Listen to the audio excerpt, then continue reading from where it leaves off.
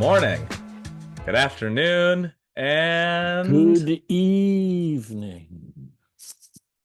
welcome to R.W.A. Radicals with Age. My name is Jesse. And my name is Pancho. Today is September 12th, 2024, which means that yesterday was the 23rd anniversary of 9/11, one of the deadliest days in American history, where unless you were born yesterday, you are already aware that a group of hijackers took some planes and crashed them into the World Trade Center buildings in New York City. It was then the pretense for the Iraq War, even though none of the hijackers were from Iraq. And the man we were going after, Osama bin Laden, is not from Iraq or Afghanistan, but Saudi Arabia, interestingly enough. So, Dad, as we remember this dark day in our history, what is on your mind? So I will say several things are on my mind.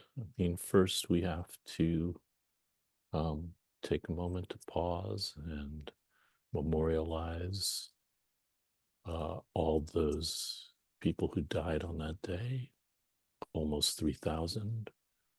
And we also have to praise the heroics of the New York City Fire Department and how they rushed to the scene, many of whom, because of smoke inhalation, Mm, died from various diseases later on.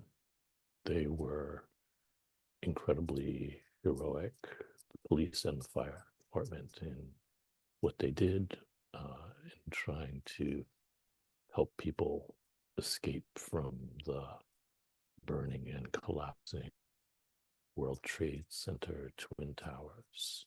yeah. And shout out to John Stewart, who has spent a considerable amount of time and energy advocating for those firefighters who many of their families got very little compensation despite, these heroes dying for this cause. So, yeah, just thought I'd give him a little shout out. He's a good dude.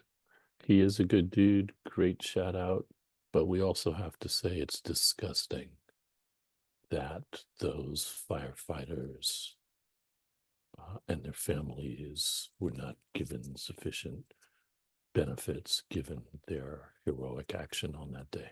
Exactly.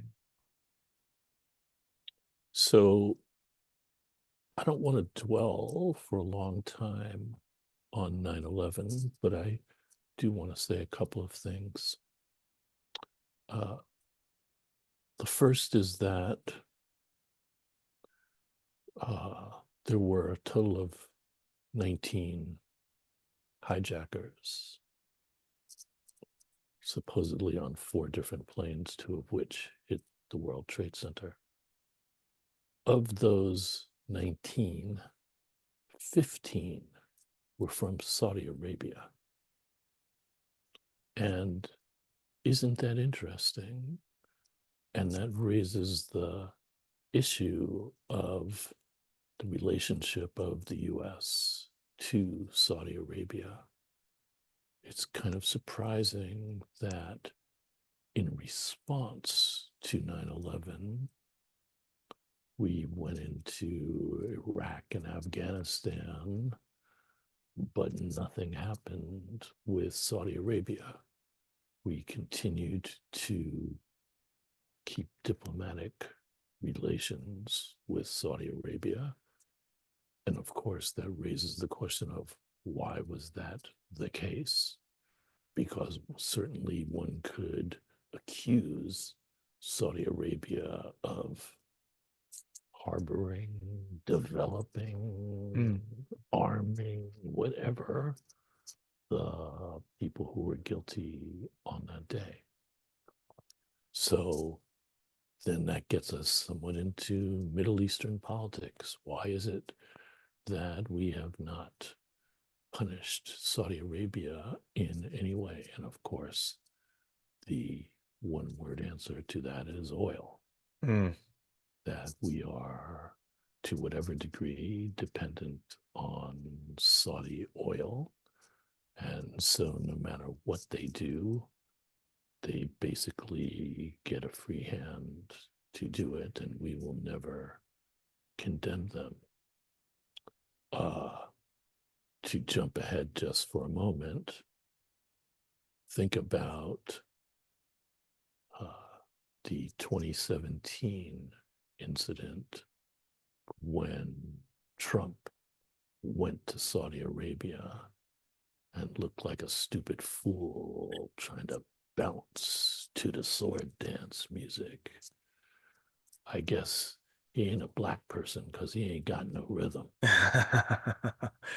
What was your first clue? Did I need one?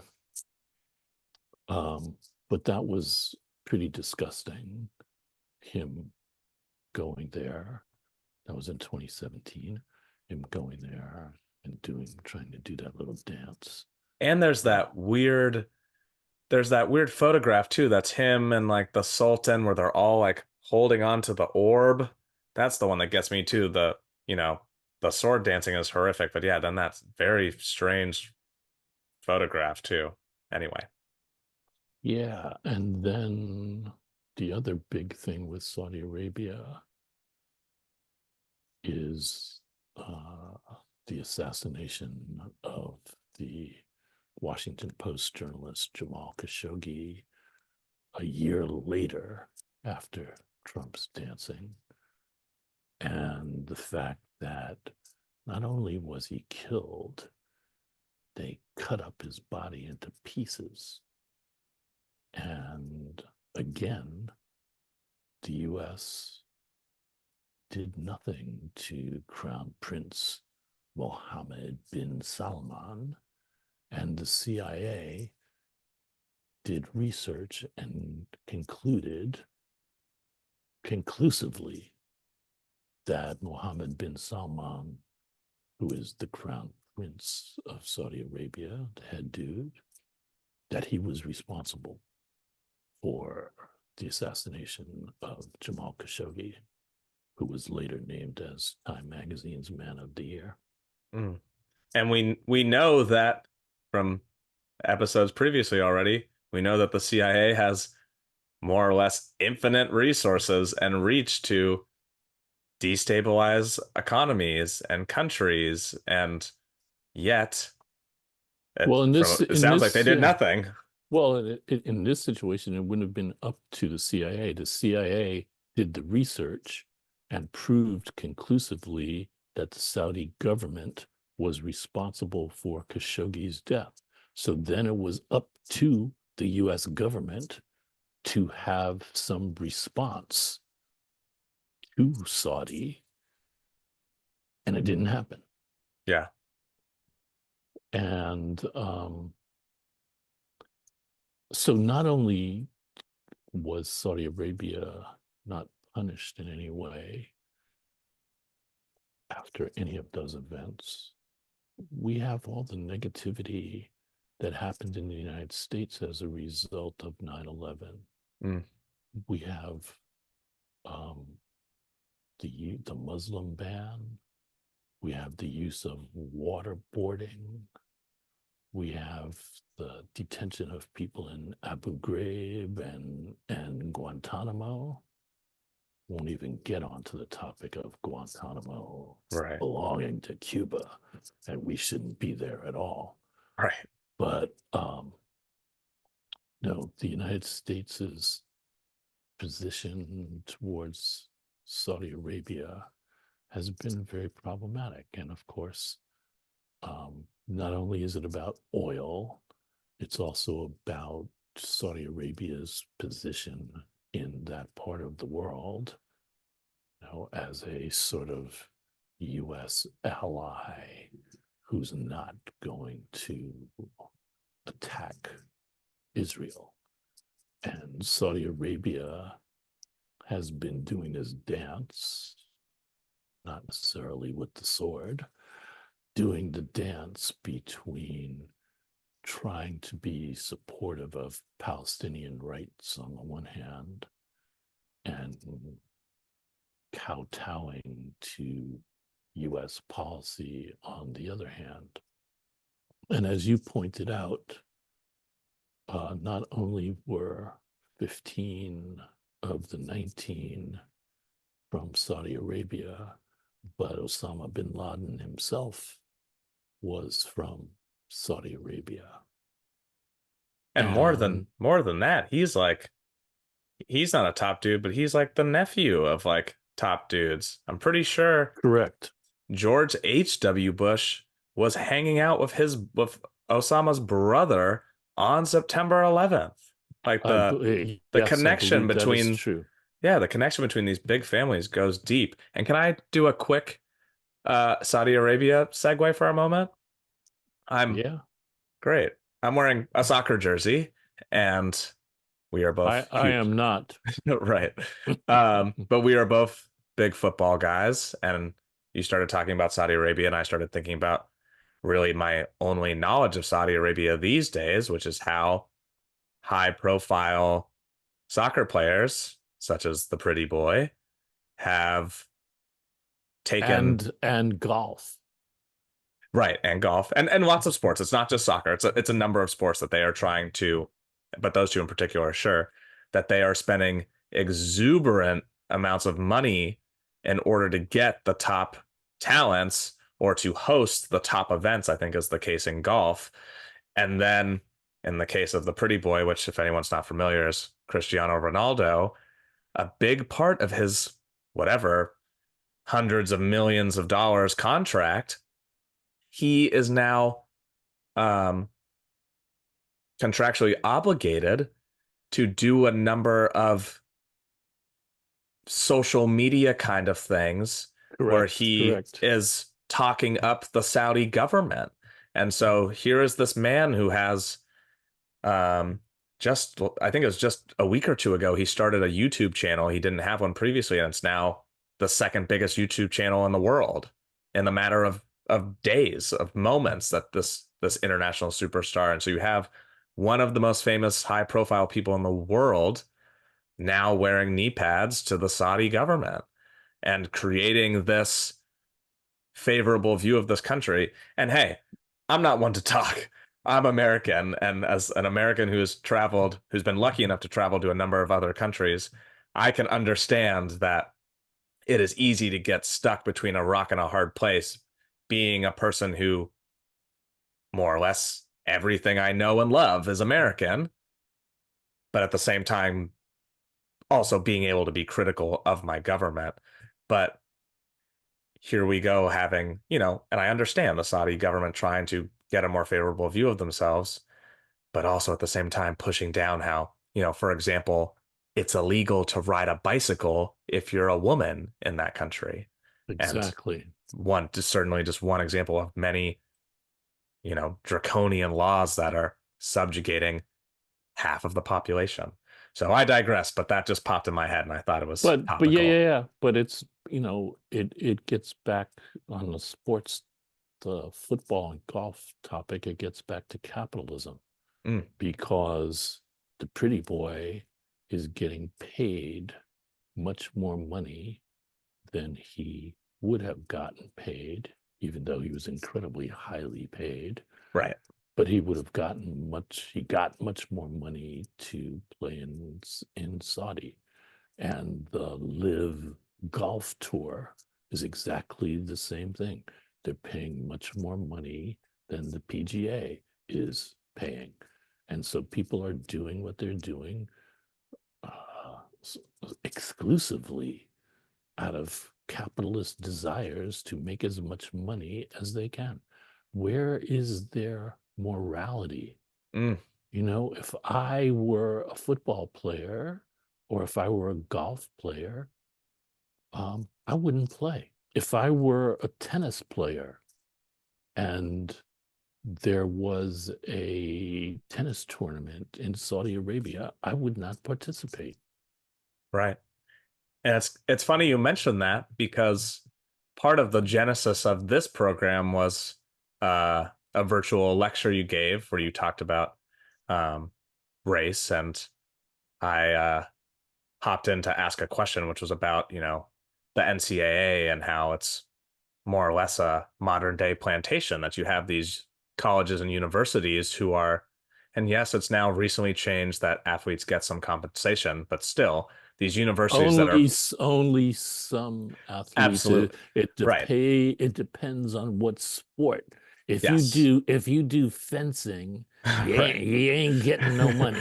Exactly. No, I'm talking particularly American football in this sense, where and Right. basketball, where you have And these basketball, where right. you have these athletes predominantly black who are getting, you know, pennies on the dollar to these colleges and universities, particularly their presidents and athletic directors, because it's not like this money is going to fund the fencing program, really. It's going into the pockets of, these coaches and presidents and athletic directors who get paid huge salaries to profit off of They these get student paid athletes. much more money than the professors who teach at those schools get. Exactly. And speaking of the professors, the point I was trying to get to is these athletes don't get an education, or certainly not a quality education. And so they are They precisely get no education eh, because if you're a good, especially in basketball, if you are a good athlete, you're only going to college for 1 year. And the only reason you're doing that is because there's a rule in place. There right. used to be a rule in place that you had to finish at least 3 years of college before you could be in the NBA draft. And so now you have lots of people, they go to college for 1 year and they're not doing anything academic. Exactly. And really relatively few of them, after their basketball career is over, do they go back to college and get their degree. Right. And there's, of course, exceptions to the rule. I think about Jaylen Brown from the Boston Celtics, for example, who is clearly an extremely bright man and has gotten his education and is trying to use his platform and money for positive things. But then I think of Should have been on the Olympic team. right. And then I think about people who, you said that you posed it as a question, why do athletes not stand up for these social issues? And so it makes me think of Novak Djokovic, who did stand up to say that he didn't want to get the COVID vaccine. And that was like the only example of like recent sports activism we have, is the exact, I assume you're on my side of this, opposite of what activism should be about. This person, more or less complaining that he's, closed-minded and didn't do any research and said, I'm a healthy person. I don't need to get the vaccine. I don't care about Well, getting people actually, sick. in his case, it was even worse than that Oh boy. because it was the Australian Open last year and he lied on the paperwork he had to fill out and said that he was vaccinated and he wasn't. And Right. then when they found out, they banned him from the Australian Open. As you may know, have never been a fan of Djokovic And will never be. But and and will that's never be. and the reason he lied is because whatever, the Australian Open and whatever year, 2020, 2021, he, since he wasn't vaccinated, was not able to participate. And so rather than getting vaccinated, he then, of course, lied about it, which is another one of those nefarious capitalist incentives where it's like, well, I have this personal belief and I could either take this Grand Slam event off and not get paid, or I lie and hope I don't get caught and I can, and still get paid to do, the tournament. So, Yes. So we need to segue back to where we were. right. The last thing I want to say about 9/11 incident in the US is that it was eventually discovered that Osama bin Laden was the main person behind the attacks on the World Trade Center. I saw a video interview of Osama bin Laden when he was in his cave somewhere in Afghanistan. And he was asked specifically about 9/11. And what he said was that the reason 9/11 happened was because of the US policy towards Israel. Mm, And in specific, the fact that the US was not doing enough in support of the Palestinians. So we started this show by, understandably grieving for the almost 3,000 people who died that day. But now we got to ask the question, did those people deserve to die? mm, And if the US policy in the Middle East were different, according to Osama bin Laden, 9/11 would not have happened. right. This is what we're talking about, even in the last segment about, you got to go back to the origin of the story. So instead of people in the US saying, those horrible terrorists from Afghanistan, especially Osama bin Laden, blah, blah, blah, blah, blah, the real question that should be being asked is, why did he do what he did? Right. And he did what he did because of US foreign policy. And so that takes us to the question of who's really responsible for Right. what happened on 9/11. And you Well, have to say it's the US government. absolutely. Because also, I thought of another question when you said you saw this interview of him in a cave. How does someone pull off the most intricate terrorist plot from a fucking cave? And also, if you pulled off that plot and lived to tell the tale, how are you still living in a cave? Like, you don't have a house? Just seems very strange to me. And again, as we know, he certainly has connections to the royal family, and maybe they cut him off or whatever. But yeah, that you're able to Well, pull off such a thing. he was living in a cave because it would be more difficult to find him. But Fair of enough. course, interestingly enough, when they did find him and kill him, he was living in a house. Yeah. So yeah, I got some big questions, but I know that our focus is not uh Osama bin Laden or Saudi Arabia or even this 9/11. That is true. People in the United States and the Western world, generally speaking, too often talk about 9/11 and only refer to what happened at the World Trade Center. There was, in fact, an earlier, the original 9/11, which happened in Chile on September 11th, 1973, when the legally elected Marxist president of Chile, Salvador Allende, was overthrown by the military under the direction of Augusto Pinochet. Mm, And it was fomented by the US government, particularly my boys, Nixon and Kissinger. mm, So, in case you don't know the whole story, in October of 1970, Allende, I believe it was his fourth time running for president. In October of 1970, he was elected president of Chile. He was a Marxist. can I stop you really quick? I'm sorry, but Yeah, go. can we take a second? Will you be so kind as to define Marxism? Because that's one of those words that so many people think they know what it means. And I think they mostly think it means boogeyman, something scary and bad. So can you take a moment just in case anyone is not enlightened as much as you or I am about that topic?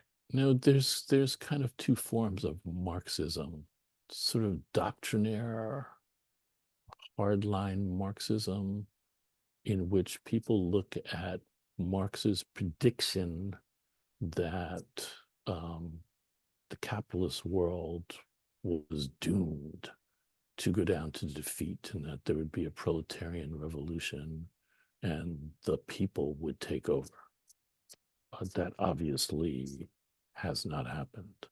Yet. So yet, when I think about Marxism, the first thing that I think about is the workers controlling the means of production. Let us take a kind of typical example.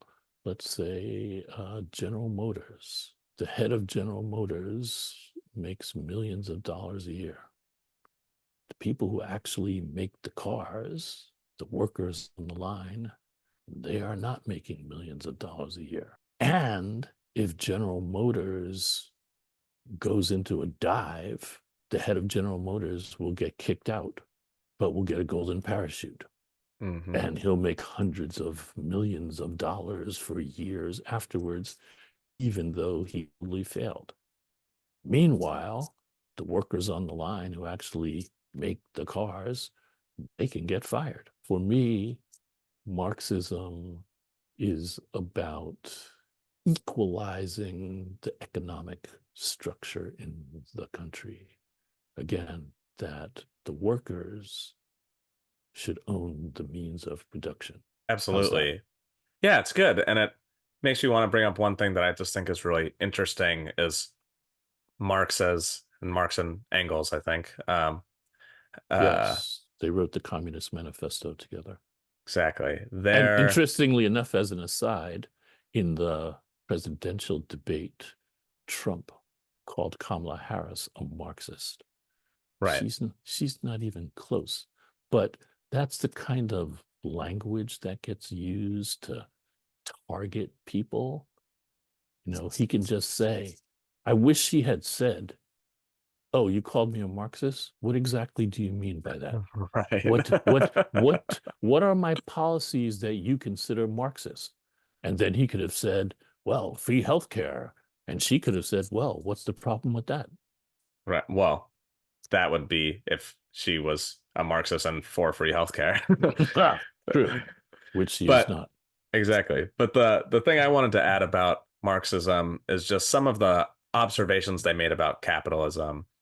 And the one that I really like is the notion of exploitation, which is another word that has this negative connotation attached to it, which for Marx wasn't really there. It was, again, just an observation. And so to keep going with your General Motors example, and to really simplify it, let's say one person could build an entire car.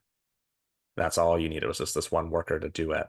Now, in order for this business to be successful, the owner of General Motors needs to sell the car for more than it costs him to pay the worker to make the car. And so you already have this relationship where your work is less valuable than the car. If we keep it really simple and that worker wants to, I don't know, buy a car, his paycheck or hers, right? Their paycheck is not going to be enough to pay for the car because of this relationship again that you have to have some sort of profit margin or else your company doesn't make any Precisely, money. precisely. But okay, let's say everything you just said is true. And they raised the price of the car in order to increase the company's profits. To whom do those profits go? Exactly. They go to the shareholders, they go to the head dude. They don't go to the workers that actually make the cars. And again, that's what Marxism is about. The profits should go to the people. The companies should be owned jointly by the workers. Exactly. So anyway, we were talking about Allende. Allende being a Marxist.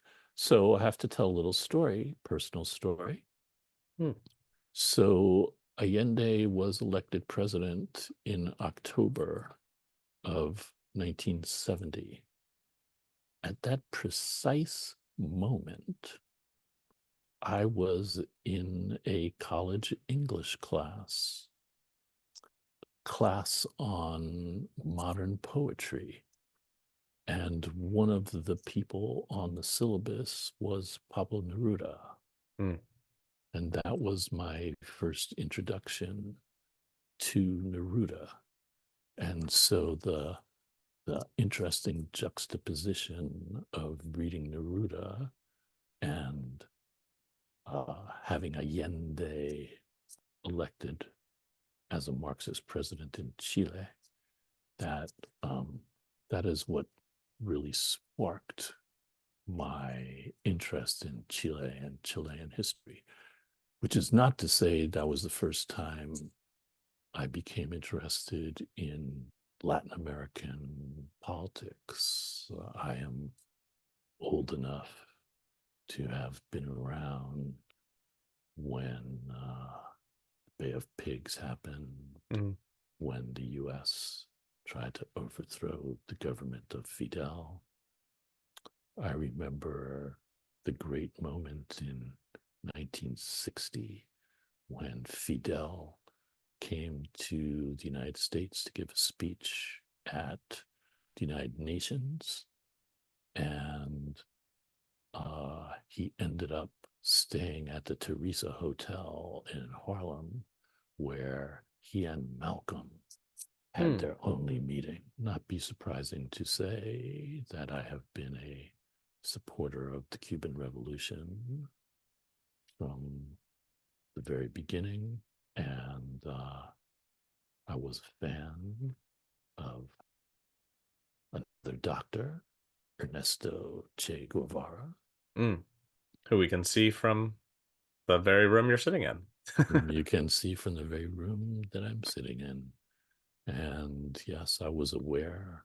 So I was in high school when Che was killed in Bolivia in 1967, read his diaries as soon as they were published. So I had always been interested in Latin American politics. So um, getting into Neruda and Allende was a natural progression from that. I think I also told you the story that when I was a junior in college, conversations about my running for student body president on a Marxist ticket, Mm. and my co-runner, we were going to be co-presidents as opposed to a president and vice president, was Isabel Alegria, whose father taught in the Spanish department at the time, and he was a very close friend of Allende. So I have a very close emotional relationship to Chile and everything that has happened there. And it was really, Absolutely. really disgusting the way that Allende was treated. Um, as we said briefly in the previous episode, copper was the big source of income in Chile, and the copper mines were owned by the US. And so when Allende became president, his obvious thing was, this is our biggest natural resource. Why are all the resources going to the US? They should be coming to help the people of Chile. So he nationalized the copper mines, and the US got pissed off at that because they were going to lose all of their profits back to capitalism again. And Mm-hmm. so that's why Nixon and Kissinger, with the help of the CIA, organized the events that eventually led to the coup and Allende's death. And very soon after, Pablo Neruda's death. And then we had whatever it was, 18 or so years of fascist rule by General Augusto Pinochet. And Chile, which at the time of Allende's election had the longest history of democratic rule Mm. of any country in Latin America. And that was completely overturned by the coup. And all the people who died, that blood is on the hands of Nixon and Kissinger. Yeah. And I want to take a moment, if I may, to unpack a little bit of that because for people who are maybe hearing about this for the first time, it sounds so, dare I say, radical to say, what do you mean an American president actively played a role in the overthrowing and potentially assassination of a democratically elected leader?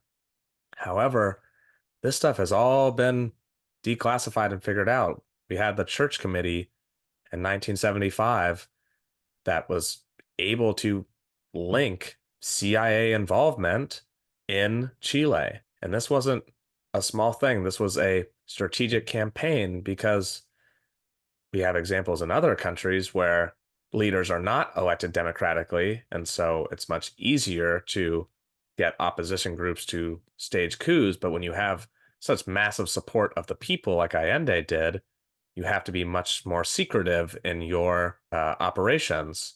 And so the church committee was able to discover that there was two tracks to this, as they were called. The first one being to fund opposition. That Pinochet, I'm pretty sure, was educated in the United States and has lots of ties to this country. And again, his funding came directly from the US. But then the second tract, where they literally sabotaged the Chilean economy in order to create social unrest, Which manipulating. is why, from the Chilean military perspective, they felt they had to intercede because Allende was ruining the economy and therefore completely ruining the country.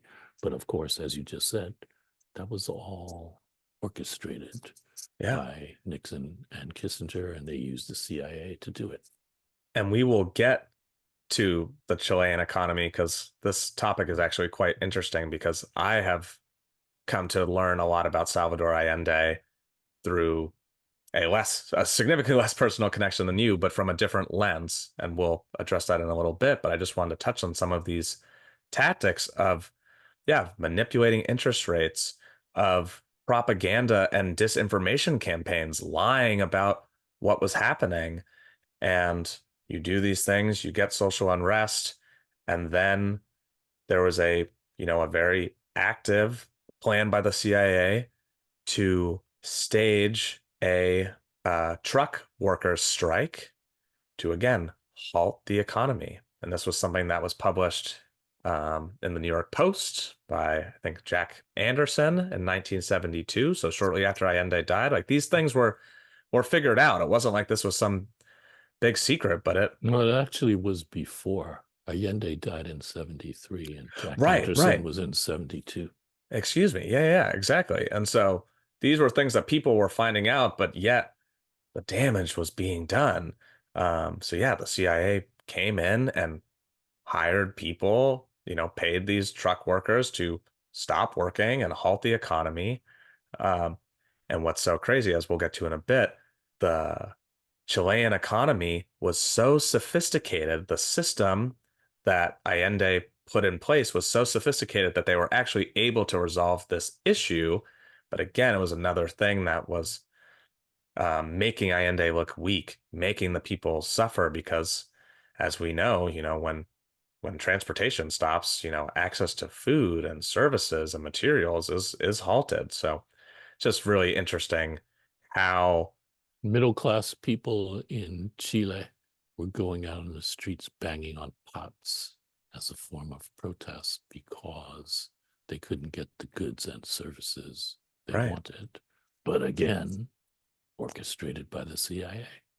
exactly. And, this is another example of the US government illegally trying to overthrow the democratically elected president of another country. Yeah, Nixon should have been impeached for that. But also, I would say, yes, the Frank Church Commission did a great job in uncovering all of that. But ultimately, so what? Right. What happened? In fact, the year after the church committee hearings, Orlando Letelier, who was a cultural ambassador of Allende, he was blown up in a car in Mm, Washington, D.C. He and his aide, Randy Moffett. And what happened? I mean, that was Pinochet killing a person on U.S. soil. right. And did Pinochet get punished in any way? Not at all. And how dangerous must he have been that, Pinochet's already in power, Allende's already dead a few years, and yet you're Exactly. still assassinating political opponents. Yeah. Well, Letelier was writing about how terrible Pinochet was, and he needed to silence him. Yeah. But, again, going back to Jamal Khashoggi, same Mm, thing. Both of them are assassinated on US soil, and there are no repercussions. yeah.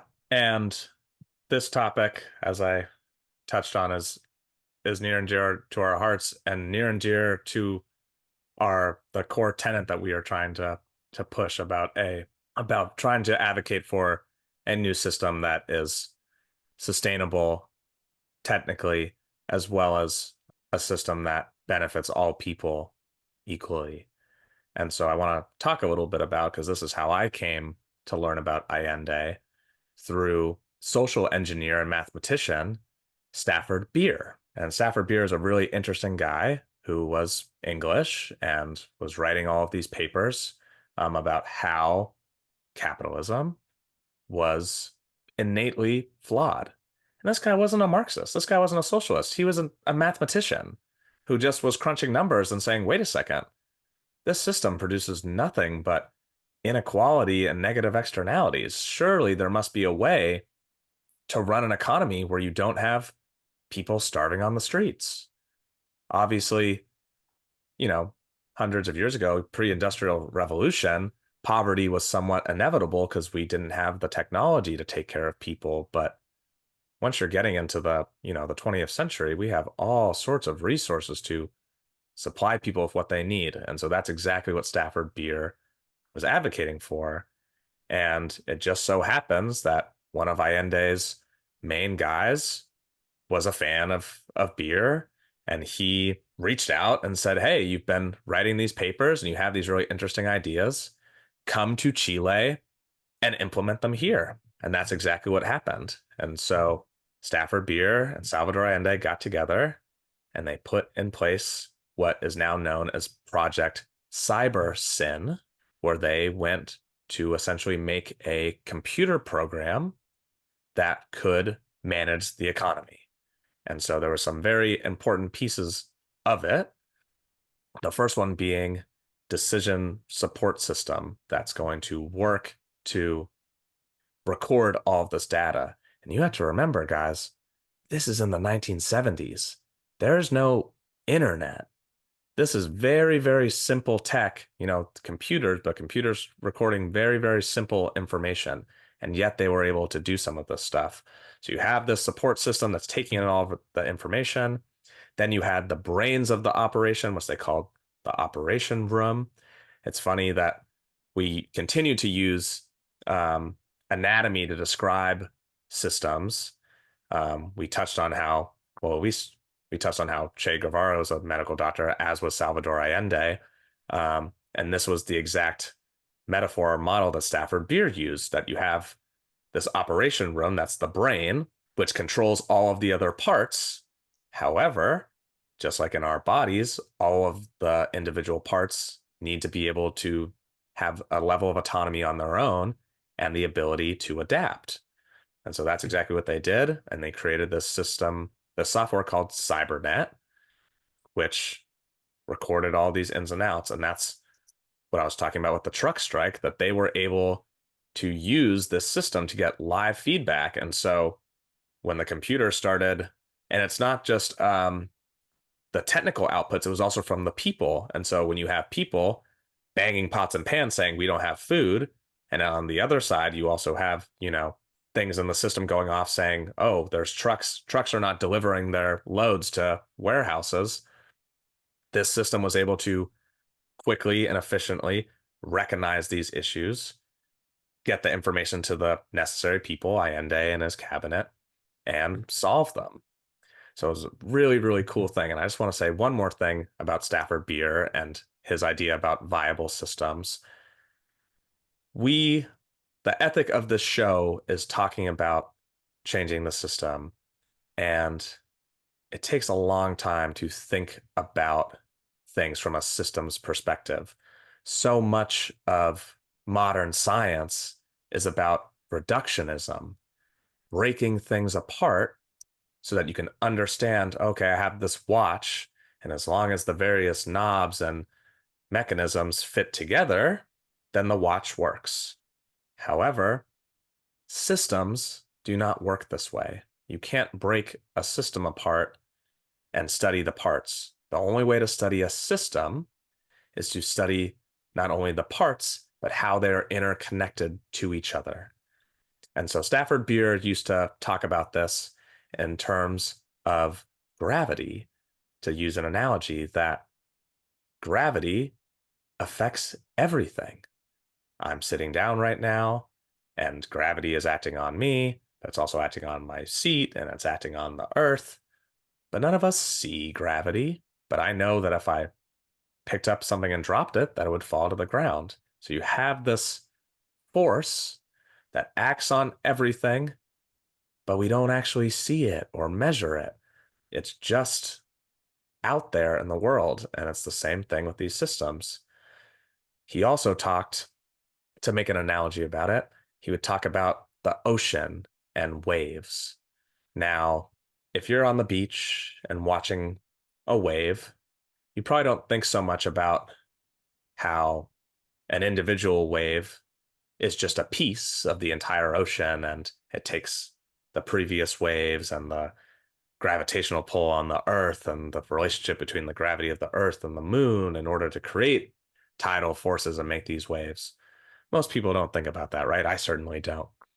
But when you look at a singular wave, this beautiful piece of water, and then you have that little, white crest that gets bigger and bigger before the wave collapses. Now, again, just looking at that from a non-systems perspective, you can just say, oh, that's, pretty cool. But if you're looking at it from a systems perspective and the system is the wave, that white crest is not beautiful. That's the mechanism that kills the wave. Once that force takes over, the wave is destroyed. Beer's analogy with the wave was to think about how it doesn't matter what we want our systems to be doing. You have so many people. I could list tons of wealthy people in our society and system right now who talk about how the system will lift everybody up and all of these things. But you can't ascribe hopes and needs. You can't will the system to do things. The system does what it was designed to do. And this system, market capitalism, is designed to create inequality. Last analogy, I promise. But if anyone here has played the board game Monopoly, right? You have a game where everybody starts with the same exact amount of money, the same spot on the board. Nobody has any sort of advantage. And slowly but surely, people start buying property, putting houses and hotels on those properties. And after a while, one person has all the money and everybody else hates their guts. And eventually somebody flips the board and says, fuck this game. But that's how it works. That is literally the mathematical model of capitalism. Even if you start with everybody equal, the money is always going to concentrate at the top, which is why we have people who talk about late stage capitalism now, because as time has continued to go on, resources are continuing to get hoarded more and more at the top. We're probably be in our lifetime where we have someone, I hope not, but who is maybe not a trillionaire, but makes $100 billion because again, that's what the system is designed to do, to get as much of the money, the currency into the hands of fewer and fewer people.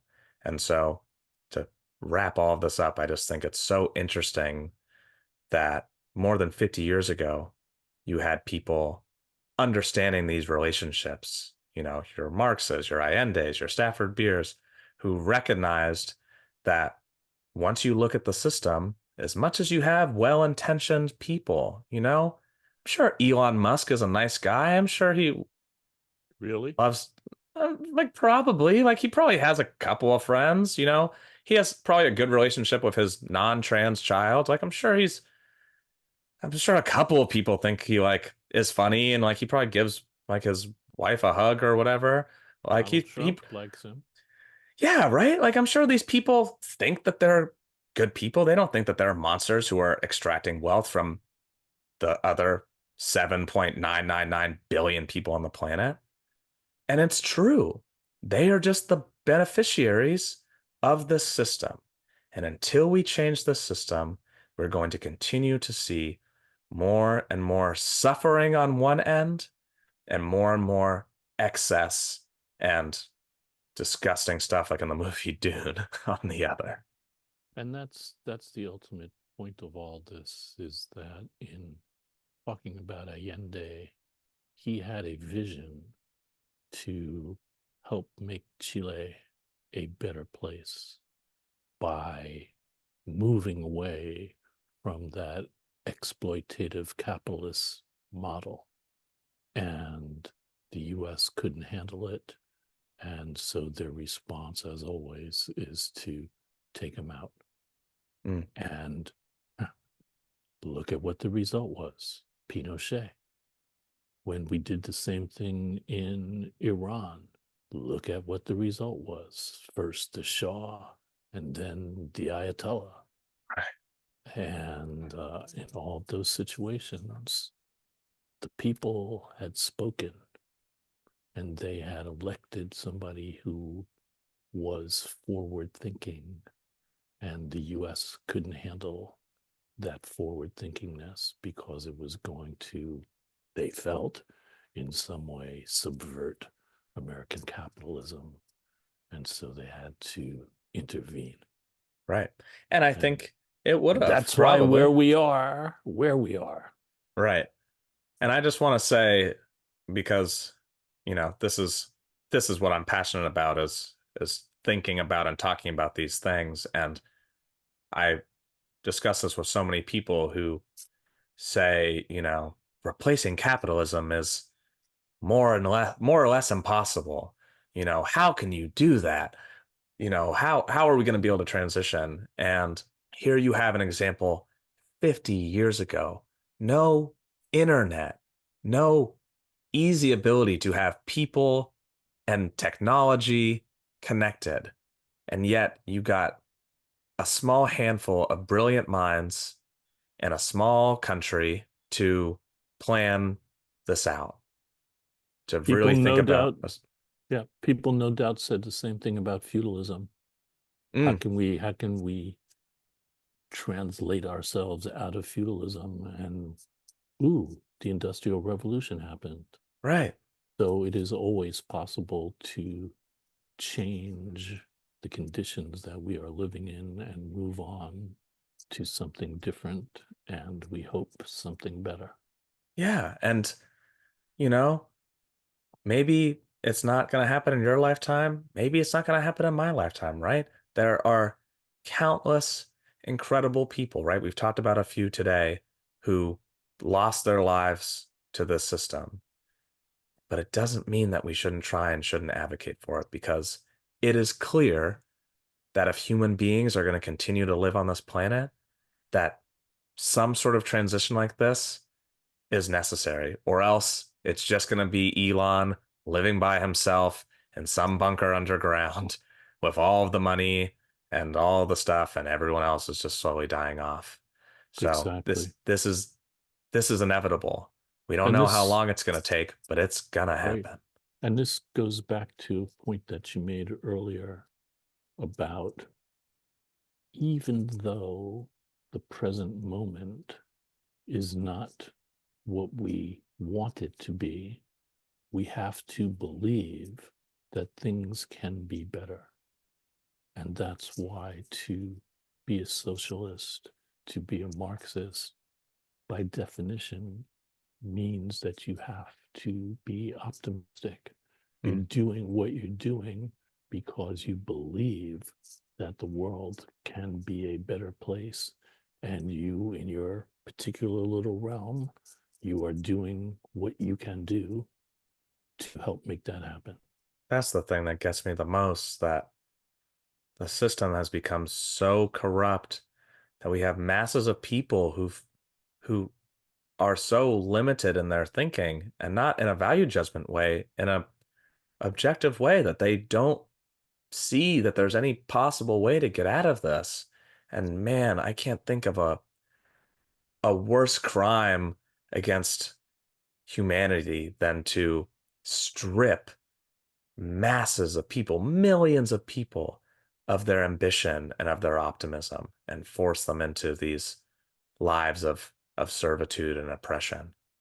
Exactly. So, again, that is why it is part of our job to remain optimistic, because it's very easy to look around and see shit happening and saying, oh my God, there's nothing you can do about it. And that's what they want you to think. Right. So you have to remain optimistic. And I think that's a good note to end on, a note of optimism. Absolutely. So I want to thank all of you for watching and listening to Radicals with Age. Hope you have learned a thing or two. Hope we have caused you to smile. And I will leave you with today's quote of the day. It is, in fact, from Salvador Allende. It's from a book called The Chilean Revolution, Conversations with Allende. And these conversations were recorded with the French philosopher Régis Debray. And it was right after Allende had been elected president. He was elected president in October of 1970, and these conversations took place in January of 1971, right after Régis Debray got out of prison Mm. because he had been arrested for being in Bolivia with Che right before Che was assassinated. And so when he got out of jail, one of the first things he did was to go to Chile and interview Allende. So, anyway, this quote is from their conversation, Allende speaking.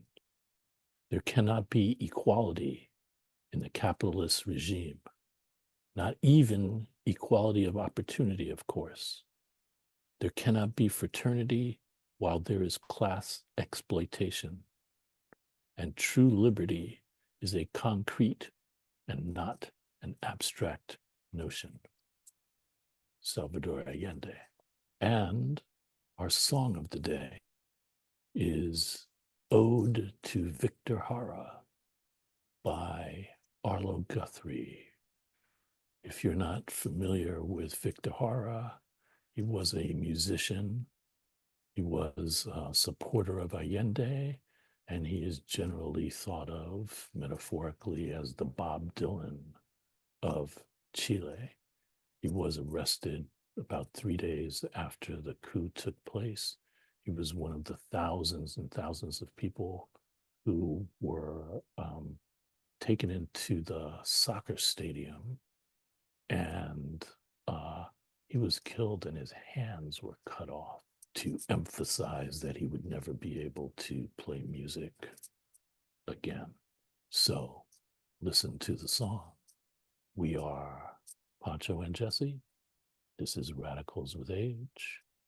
Hope to see you next time, and we'll see you after a while.